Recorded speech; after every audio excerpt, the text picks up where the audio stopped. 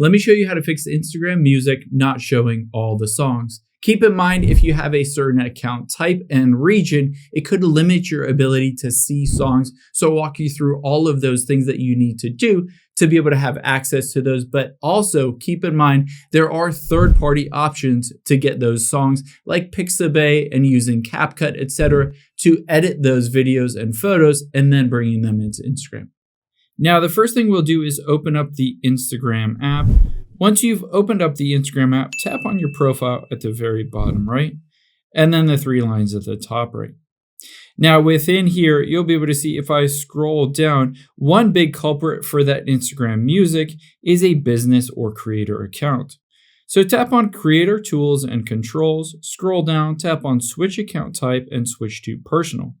All you need to do is switch to a personal account, and this will open up a lot of different options in terms of that music actually working. After you've done that, I would highly recommend also going into the Settings app of your phone, tapping on General, and then scrolling down to VPN and Device Management.